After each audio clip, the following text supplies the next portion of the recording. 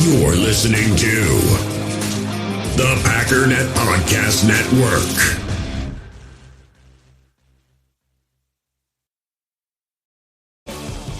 When it comes to towing, seeing is believing. That's why Chevy Truck's advanced camera technology offers up to 8 available cameras for 14 unique views, so you can focus on the view that really matters. Chevrolet, together let's drive. Learn more about Chevy Trucks at Chevy.com. Safety or driver assistance features are no substitute for the driver's responsibility to operate the vehicle in a safe manner. Read the vehicle owner's manual for important feature limitations and information. Where do you break glass in case of emergency, and what's your emergency plan? Oh man, that's so hard because I don't know that bringing in any other quarterback really would make enough of a difference. I feel like we should just decide he's out for the season, and then if we get any better news, we can be happy about that. So let's just go to the funeral, and if he wakes up, you're like, oh my God. Oh. Yep, exactly. It'll be a miracle. But I think this game really though, like, demonstrates how necessary it is for us to play starters in the preseason, because an injury can happen anytime. And is it really any worse? Is it any worse that it happened, or is it any better that it happened in the first game instead of the third game of preseason? Like, we're in the same, or maybe even in a worse boat. So, and I know if it happens in the preseason, Matt will get a ton of crap, but like, look at the Chiefs. Like, the Chiefs play the starters in the preseason.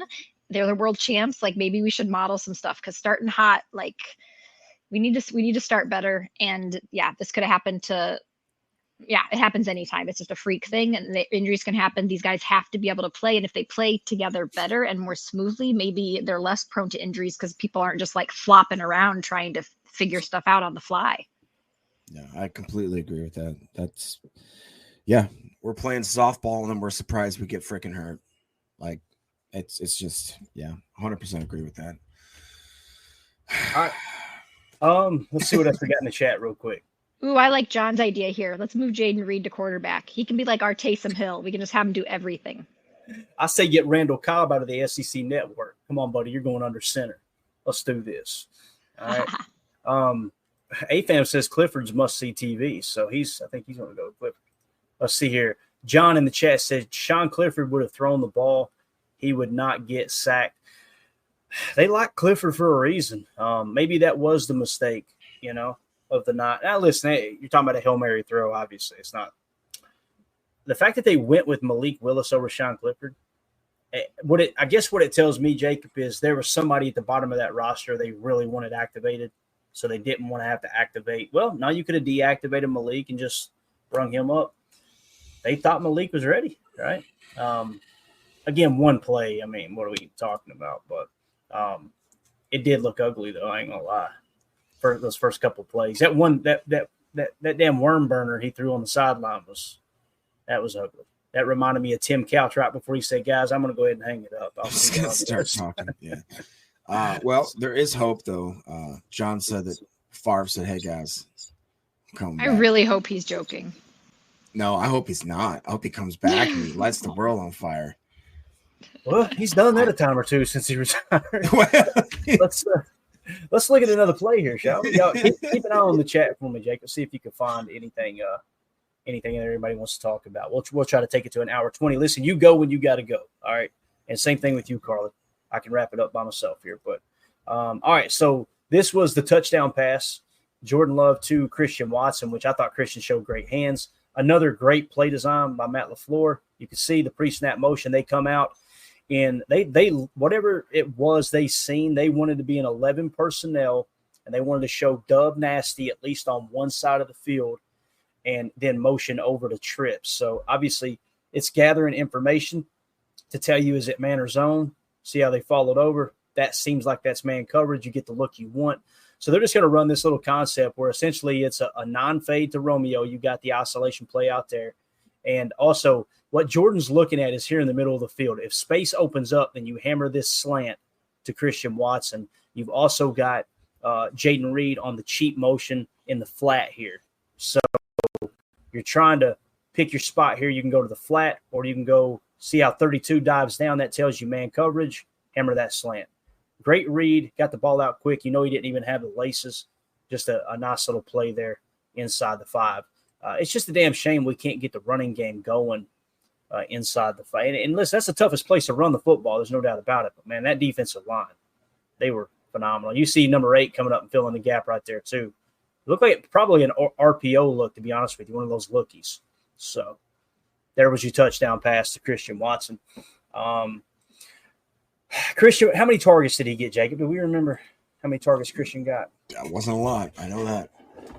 Yeah, and there was a couple of times, like they took that shot deep early on, and then after that, it just kind of felt like they lost interest in trying to hit him deep because he was in single coverage. And Quinyon Mitchell seems to look the part. Yeah, that's a good pick. Yep. Yeah, no doubt. Let me see. I'm trying to get out of this Xfinity ad. Unbelievable. All right, let's just close that out. See, I was trying to get to the numbers with Christian Watson to see how many targets. He was targeted 5 times. And, he had how many catches did he end up with here? Get advanced overview. So he was targeted 5 times. He had 3 receptions. So there you go. It's just the yards is what's weird, right? They're only 13 yards. Jayden Reed, though, man, my goodness. 138 yards, 6 targets, 4 catches. That dude is your playmaker, man. Now, when you start to model the team and you're going, okay, what's the plan moving forward at the receiver room? Where I'm at right now, if you can get Romeo Doubs at a discounted rate by giving him a contract now, money up front, that's the play. I'm to the point where unless Christian Watson just goes absolutely berserk all season, right now I'm leaning toward I don't want to pay him top of the market money, you know. And that's not to say he's not going to be a good player, but from what you've seen, I think that's a very, very aggressive investment. If you're going to just throw the book at him and make him one of the top 3, top 5 highest paid receivers in the league, I can't get to that point. What you're looking at next, though, is Jayden Reed is probably going to be that receiver you build the offense around moving forward. That's what it feels like. And again, it's only 1 week, but we led the team last year in receiving and I think receptions as well. So that's what it kind of feels like there. Let's see what else we got here. Rashawn Gary's sack. This is pretty impressive. And again, it's just the GPS tracking over at Next Gen Stats. Watch how quick he gets into the backfield. First of all, look at the front here. Okay. So you're in your nickel. Yep. Nickel 2-4-5. And notice how Rashawn Gary's out there in that wide 9. Notice how they put our boy Devontae White on the outside shoulder of the guard. So you're singling up Rashawn Gary on number 65 here. 65 is Lane Johnson, right? Yeah. So watch Gary. Watch how quick Gary is off the ball here, guys.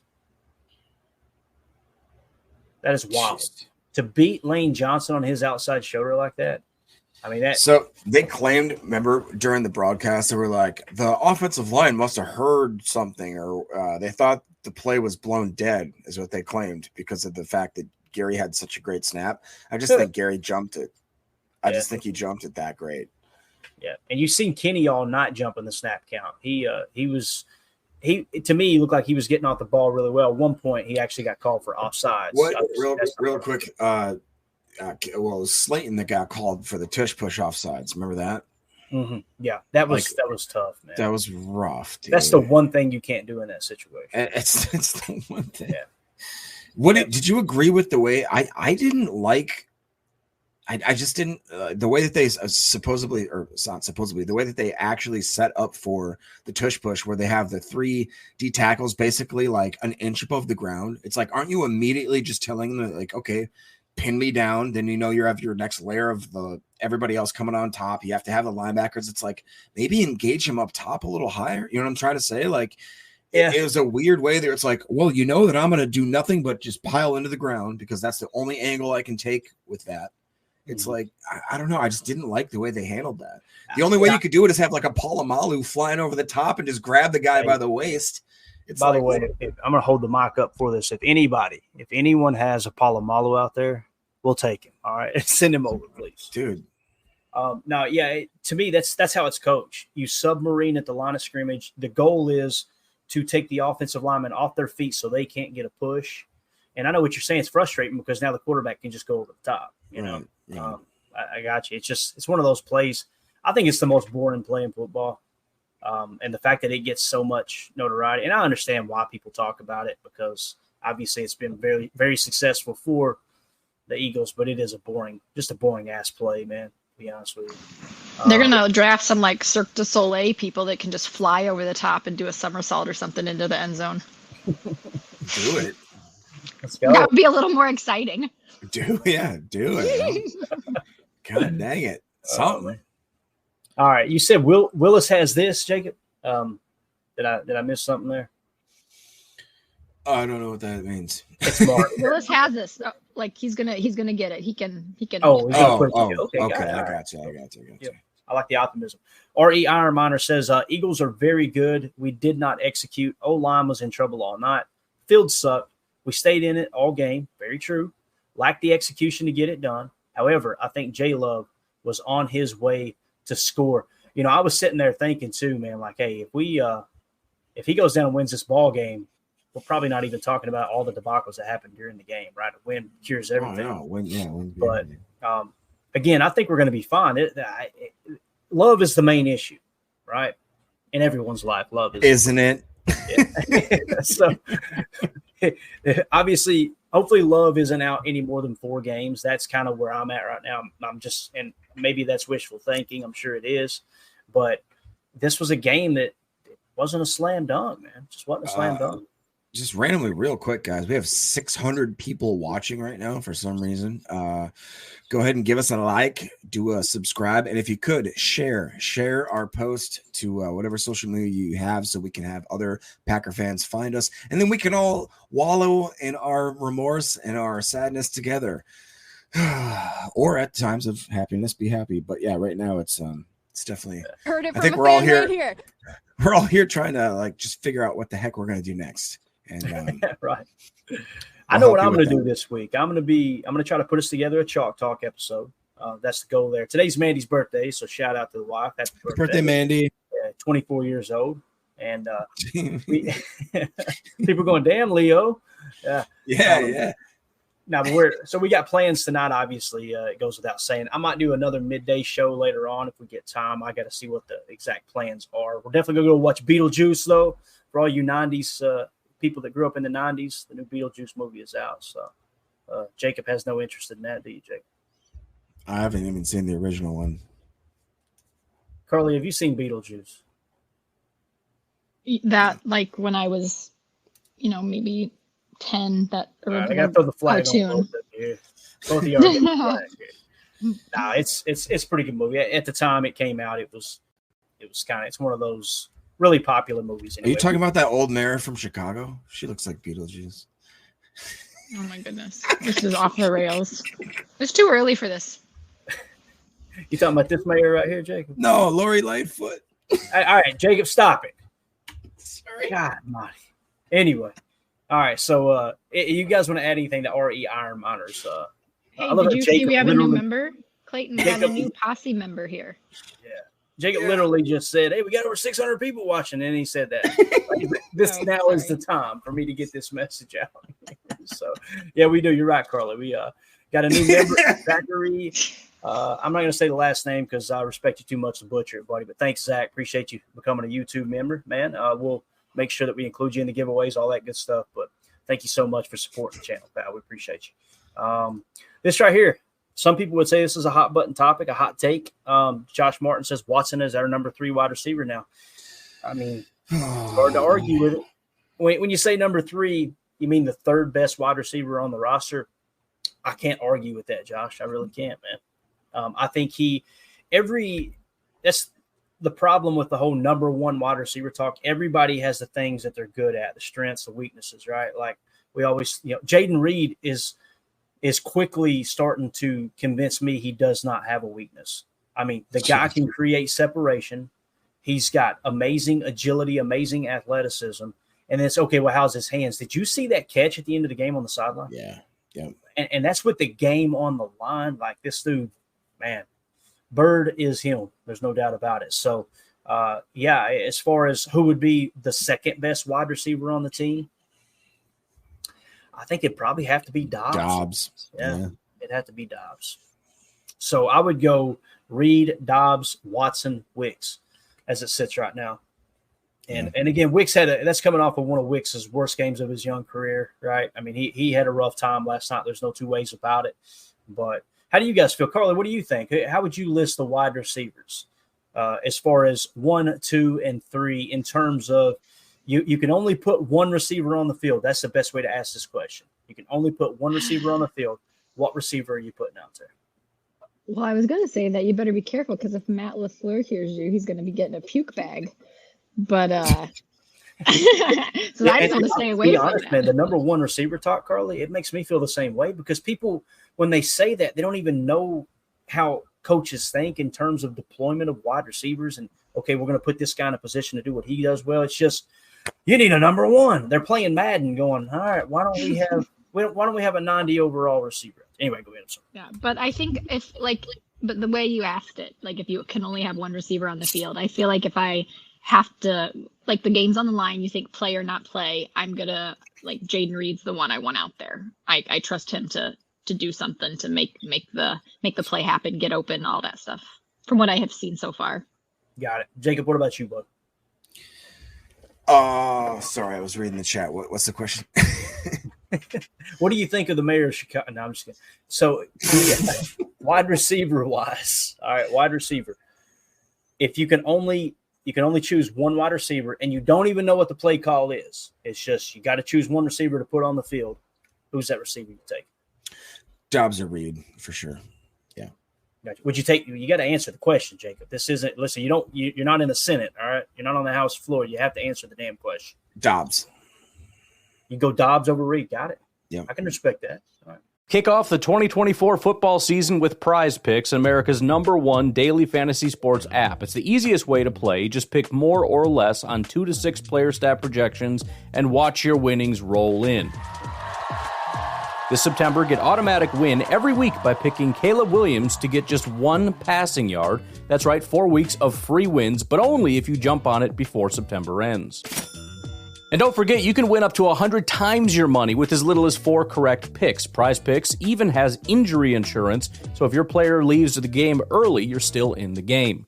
I've been loving Prize Picks, my go-to for simple, fast, and fun fantasy action. When my picks hit, I get paid in as little as 15 minutes. Download Prize Picks now and use code PACKDADDY to get $50 instantly when you play $5. That's code PACKDADDY for $50 guaranteed. Prize Picks, run your game. Remember, Prize Picks is a skill-based fantasy game, making your lineups just got a whole lot more exciting.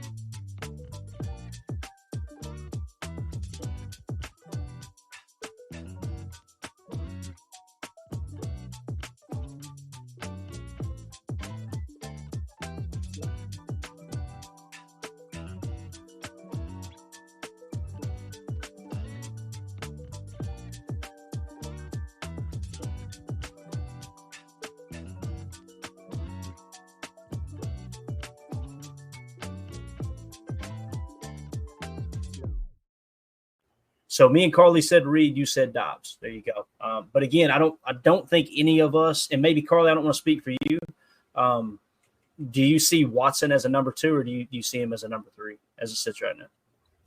I see him as a real tall guy that can open up the offense. You're thinking like coaches. That was the nicest Midwest burn I've ever heard in my life. He's a real tall guy, you know. That guy right there. He's fast, tall guy there. He's got big Again, hands. He's got we hit on this in the post game, which I thought was an interesting stat. Rob Demoski had tweeted out per at ESPN Stats Info, Jayden Reed is the third player in the last 40 years to have a 70-yard receiving touchdown and a 30-yard rushing touchdown in the same game. He joins only Ezekiel Elliott and Herschel Walker, both of which obviously are running backs. Pretty interesting stat there. But that's crazy. Goody hit a home run with Jayden Reed. There's no doubt about it. Anything else in the chat that you see, Jacob? Just continue to mark it there. Let's look at one more pass. It's actually a touchdown pass to Jayden Reed. Can I just jump in something, Clayton? Yeah, absolutely. Go ahead. I guess it's for the benefit of the pod. We'll probably have more information by the time it gets out too much, but there's just still a bunch of people asking about like what's been said or when will we know, but they're still in the air. I don't think the team is landing till like noon. And so they'll probably do the MRI as soon as they can, but it takes a good half hour to an hour. And then there's just getting it read and reported on. So I say best case scenario, we won't have word until like late this evening is my thought. So I just wanted to put that out there. Yeah. And again, the longer it takes, and I feel like that's better news, because if it was an ACL, we would, like they said, most of the time they announce that immediately following the game, right? Really? Do they really though? But isn't that when they're in the US and they have access to things? Like, I feel like people are so hesitant about saying what it is. It's usually diagnosed on the field, actually, Carla. They can tell. You guys would be surprised. They have actually they have great healthcare in other countries. It's just not people don't. Jacob, stop it. Would you please? I'm just saying. I meant they're not going to do an MRI there. Oh my God! I'm going to have to. They might. I can't wait to. When you guys see me taking notes, my goal is, all right, I don't want to mislead our podcast listeners. I want them to know exactly what's in this pod. So if it's something they don't want to hear, they just move it along. I'm going to have to put Chicago mayor talk and healthcare in this title. Hey, our rich fly down to Baja, Mexico for some reason and get their surgeries. I'm just saying. Hey, I'll tell you an interesting story. See, here we are. Here we go. So I don't want to even say the name of the process, the treatment, but there are treatments that's not legal in the U.S.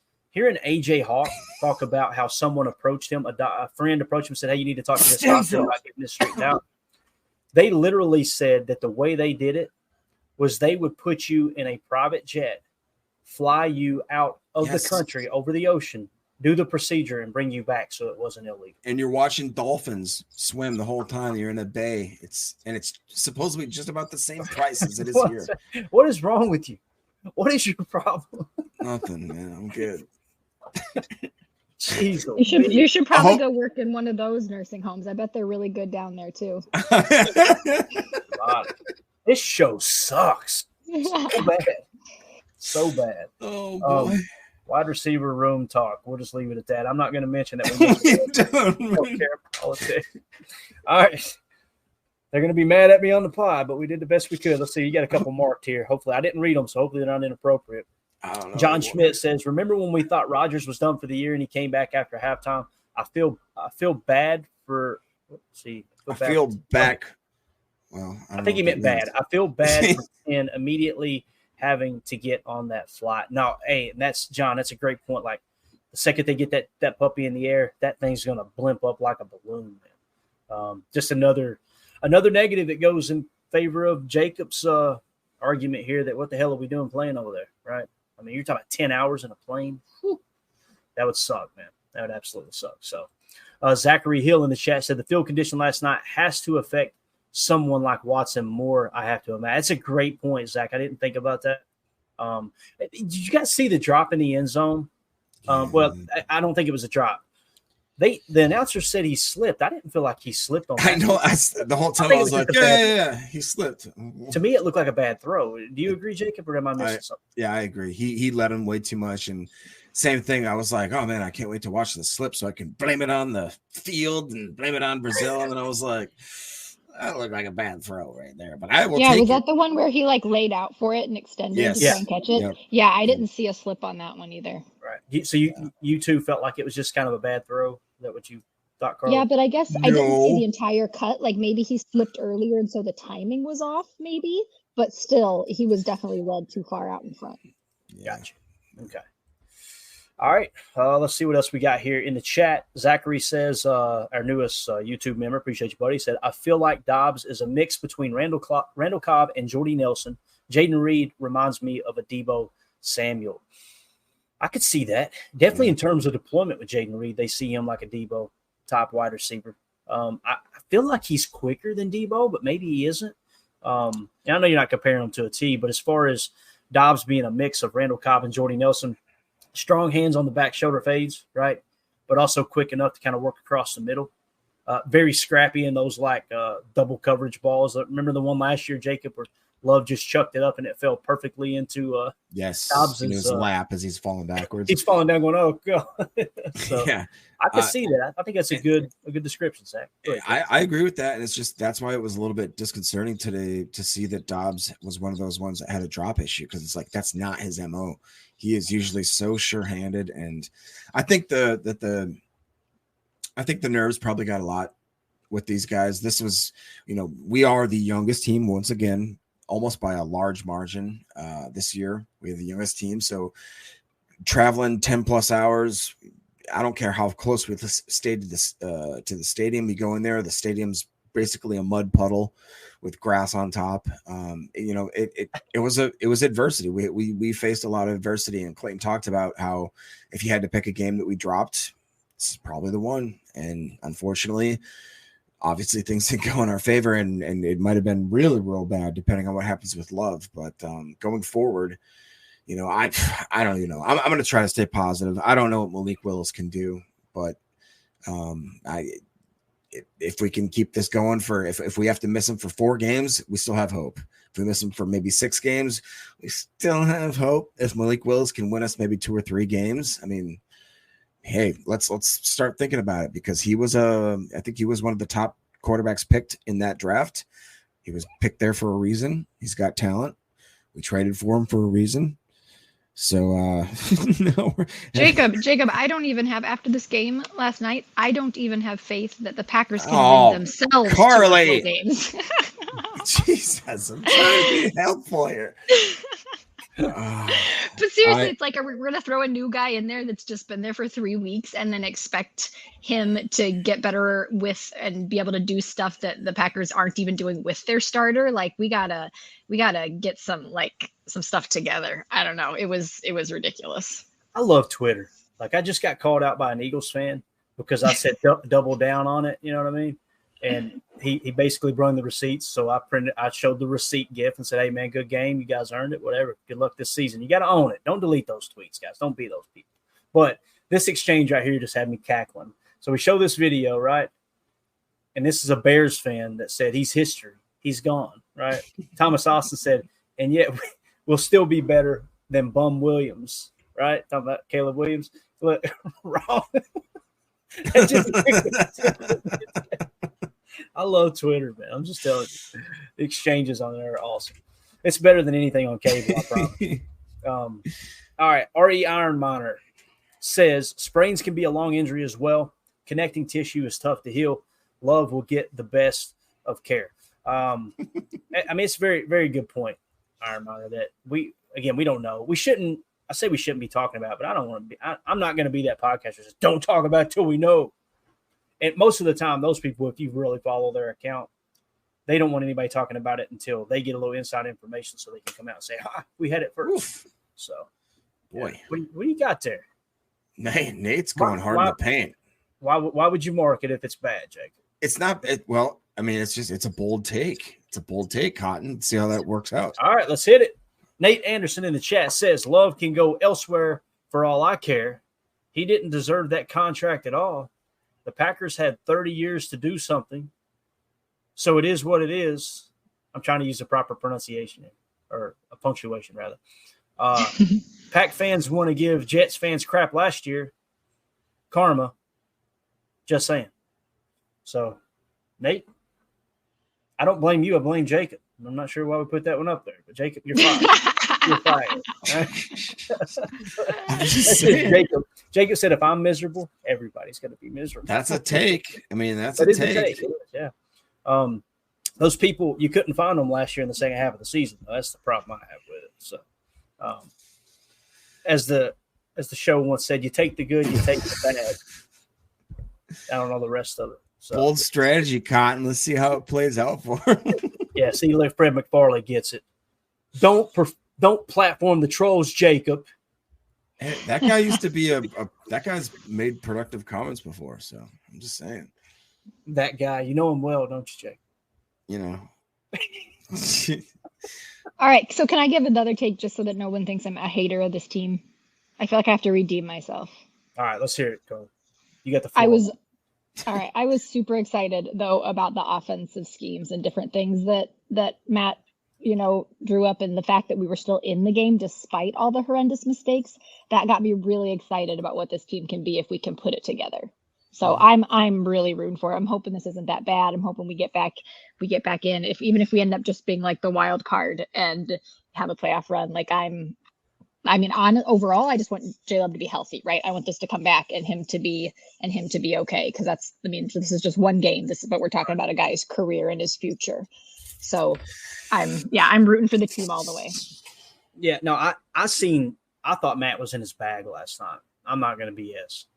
He was scheming guys wide open. And again, the reason you lost the game, I think we actually won the turnover battle. But that interception that Love threw, right? That, to me, that was the pivotal. Usually you can find 3 to 5 plays. You go, these are the ones that really decided the outcome of the game. I would just about argue that specific play determined the outcome of this game. And again, who do you blame? Do you blame Musgrave for not flattening the route off? Do you blame Love for throwing up the little duck? The answer is there's plenty of blame to go around. Jordan was getting smacked last night too because of this great defensive line. That's one of the reasons why he was throwing off platform all night, right? You could tell he was a little gun shy. But yeah, I'm very excited about what this team can be. Again, this is not a huge surprise to me. Could have won it. That's the part that stings. Like, you had yourself in a position to win this game. And like Jacob pointed out, you got off to a great start. So I don't know. That's I think that you're 0-1 and you got a chance to go 3-1. I really believe that if J Love's healthy. Now, if J Love's out for 4 weeks, let's just say he's out for 4 weeks. If he's out for 4 weeks, you're going to have a hard time. Winning 2 of those 3 games. Again, that's the big thing for me. Let's see what Greg said here. I see my name pop up. This might not be good. Clayton talks about explosive plays. I'm guessing Packers did not win that category. I haven't looked at and tallied up how many the Packers had, Greg. Now, they had a few, obviously, because we had some big plays. But just off the top of my head, Jaden Reed had a few of them. Yeah, we may have had more explosives than them. And that's the thing that sucks about the timeliness of that interception, was like you had a chance to really kind of pull away and you didn't capitalize. But when I counted the explosives, I do know I'm almost positive. You guys double check me. The Eagles had 5 explosive plays, 4 in the passing game, 1 in the running game.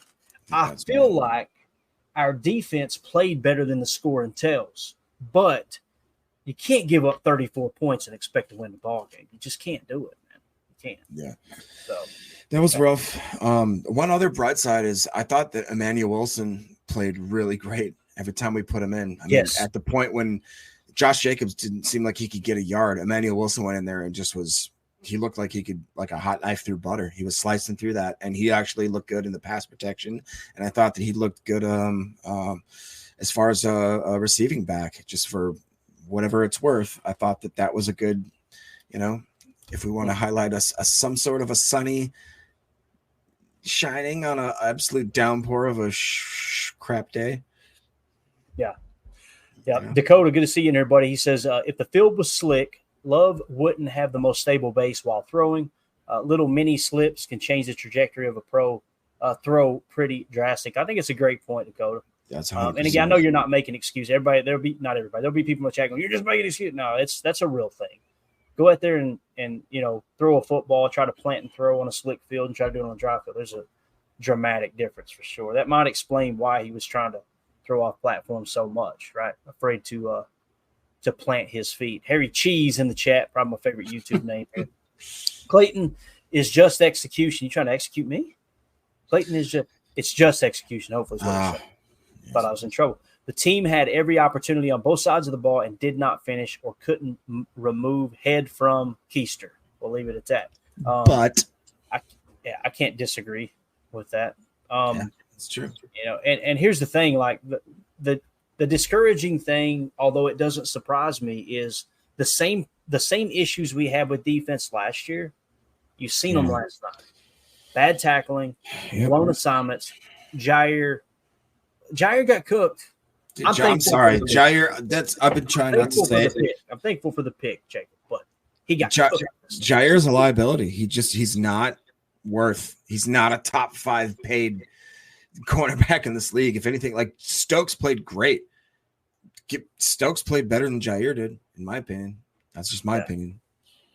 It's just crazy that we have to all kowtow to Jair and think that he didn't play good. He did not play good. Yeah. I don't know, man. It's not worth the money. It's not.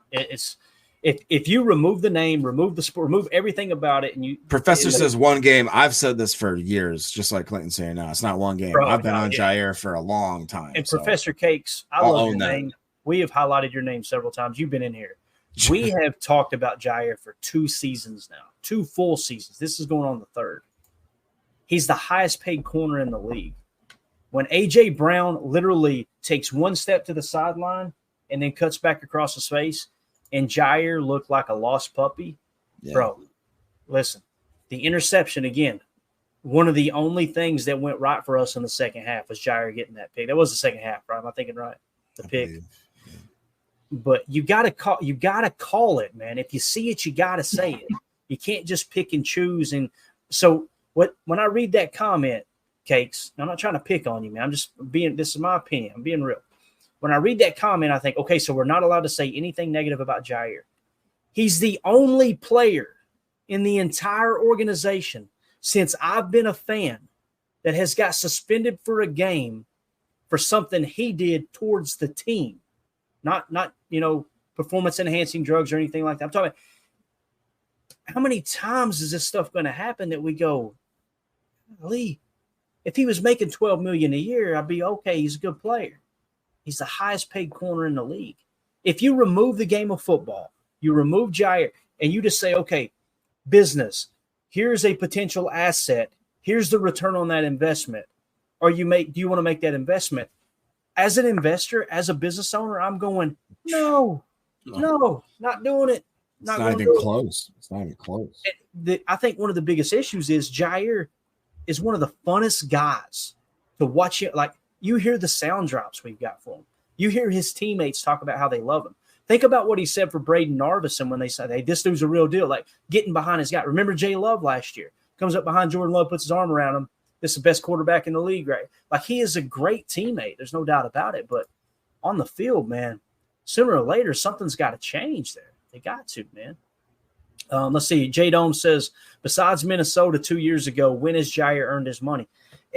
As a positive Packer fan, I want to push back on that. I can't. I have no argument. And to be fair, there's people pushing back. So Jair's our best defender. Y'all tripping. I understand that. Okay, what makes him – stop a minute. What makes him our best defender? You can't just say that. What makes him our best defender? Yeah, we went through the analytics. I mean, we specifically went through them. Professor Case came back. He said, no, you guys can definitely say he played bad. He had a poopy game besides the pick, but I just disagree with him being a liability. At least I'm not there yet.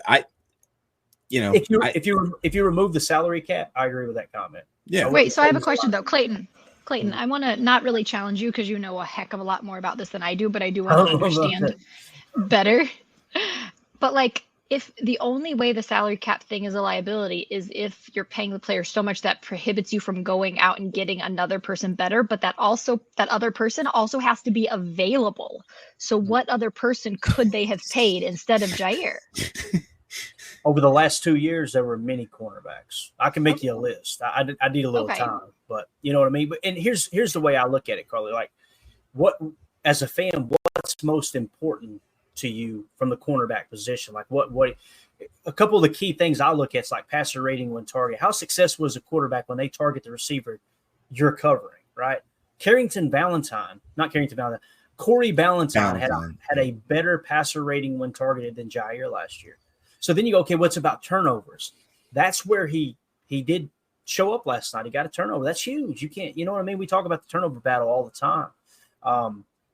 It's just that turnover, that interception in the end zone to me, and then the two or three times he got burned by AJ. AJ Brown's a great receiver too. You got to put it in. It's not like anybody can burn Jair. That's not the case.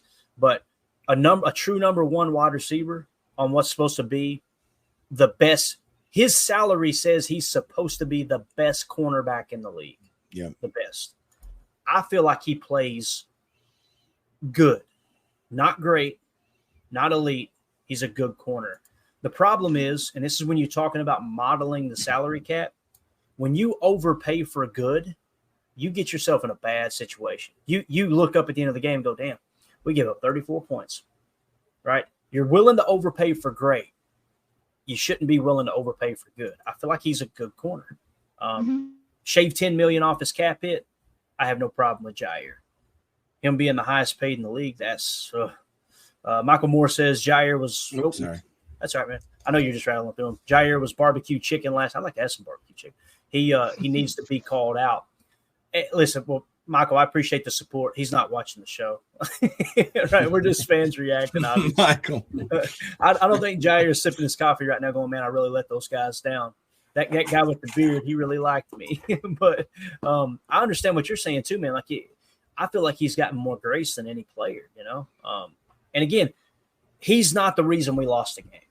No. Don't take it the wrong way. I'm just simply saying that's a lot of cap allocation to a player who is Coach Lynn. Listen, this guy's been around football. I won't make him put his resume in the chat. He already just said, he goes, Ja looks a step slower. And that's why I was going to highlight. Listen, let me tell you, Coach Lynn, I don't know his entire history like right offhand. This dude has played collegiate football, right?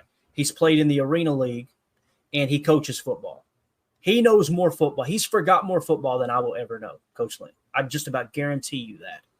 When he says Ja looks a step slower, he's looking at it through the eyes of a coach. That's what I'm seeing too.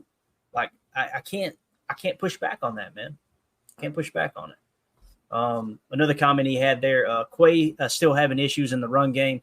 The run fits, he struggles, man. I'll tell you, Edgerrin Cooper, I'd like to get your take on that, Coach, and everybody in the chat. Edgerrin Cooper, I don't know how many snaps he played. He looked good. We got to get him on the field. We got to get him on the field. Yes. And that's not a knock to McDuffie. And Eric Wilson had 2 tackles for a loss. That you're feeling better about that linebacker room. But Quay's strength, and we highlighted it throughout the offseason, it kind of hit me like, all right, he's good in pass coverage. Him carrying that number 2 receiver, carrying the 2 down the seam. I mean, he was lockstep with the receiver. That was impressive. You just got to continue to put him in a position to do those things. The problem is, like you're pointing out here, Coach, as a Mike backer, you're going to be in that run fit constantly.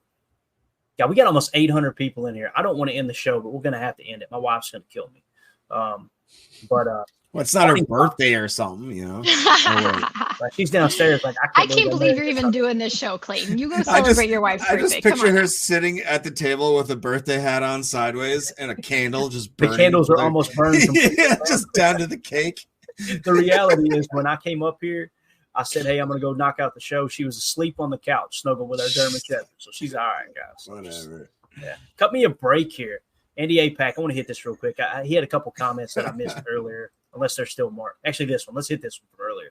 Andy's such a good supporter of the show. We appreciate you, buddy. He said, you also can't take 3 turnovers and do nothing with them. It's just a head scratcher of a game.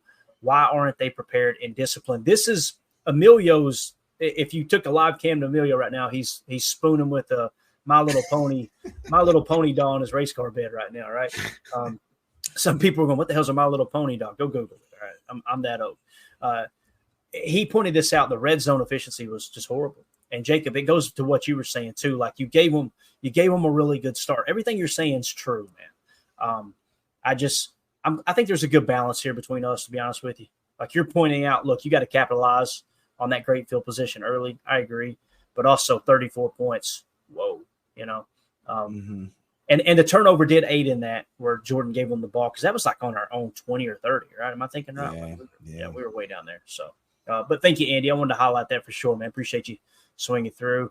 Romero says this will be the last one. We got to go. Hey, PTA Posse, at the salary, Jair should be averaging 7 interceptions a year, and quarterbacks should be scared to throw his way. At the salary, could not agree. I don't know about the picks, but as far as when you pay a corner that kind of money, he should be a Tuesday player. We call this a Tuesday player, where the coaches sit down on Tuesday game planning, and they're going, we got to stay away from that guy. We can't. Yep. Jalen Carter is a Tuesday player. We got to make sure he doesn't wreck the game plan. All right. I could not agree more, Romero. And again, it's not to take personal shots at Ja and all that. It's just, if you remove the salary cap, I want him on the team. But that's not the reality of the NFL. Salary cap's real. And, man, it's a tough look. It is. And here's the thing. The majority of the guaranteed money for Ja is just about gone. If they were going to cut bait, it would happen after this season. It would. And I'm not suggesting they will. But what I do think would happen, and this is only one game, he may turn around. We may be looking up in week 7 going, Jair's the best corner in the league. I hope that's the case. But if he continues on the trajectory we've seen the last 2 years, and obviously this small little sample size in week 1, then you're probably looking up at the end of the year going, okay, do we just cut bait and move on? Because that's going to free up cap space, and then you can go find a player like we were talking about, Carly. The question you asked me, Carly, about who would you replace him with, right now there's nobody out there. There's no reason to do that now. I'm simply saying, like, throughout the offseason, it's the same type of thing with kicker. Like, we tried to fix the kicker problem in camp, right? That should have been on the forefront in free agency and going into the offseason, go, okay, who's got 2 kickers? Can we give up a late pick and get a good kicker? But I'm happy with Narveson so far.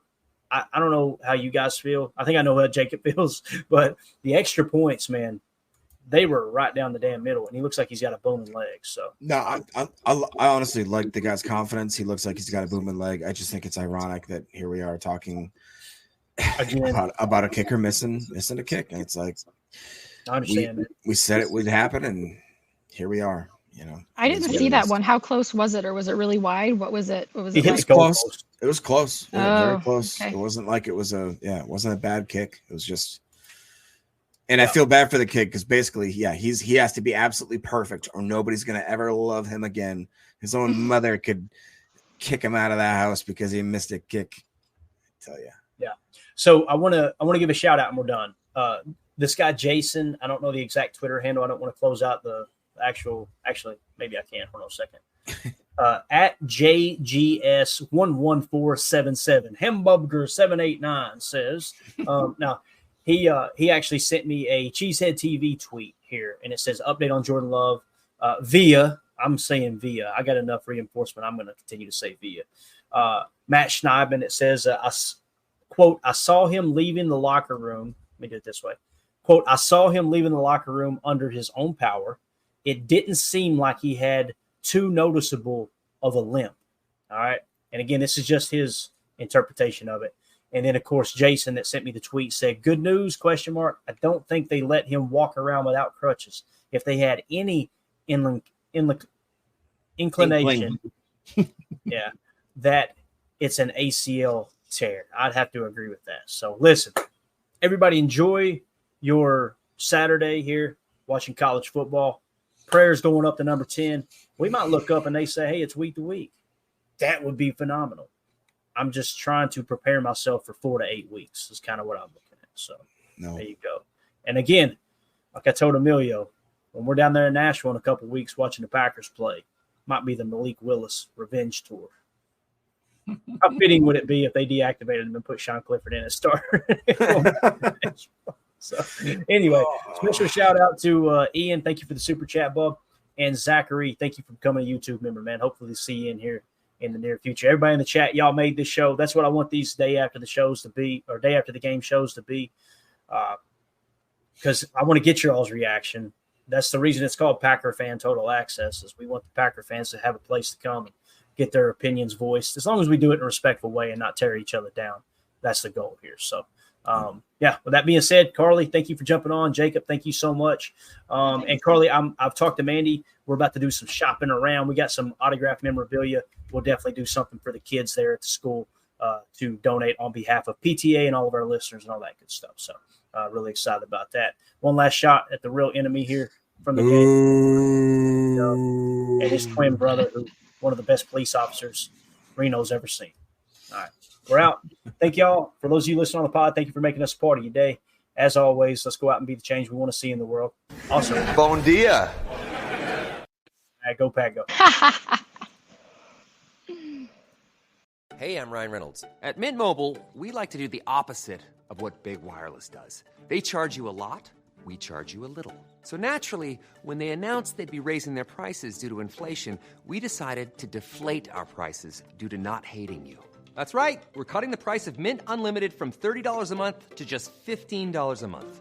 Give it a try at mintmobile.com/switch. $45 upfront payment equivalent to $15 per month. New customers on first 3-month plan only. Taxes and fees extra. Speed slower above 40 gigabytes. See details.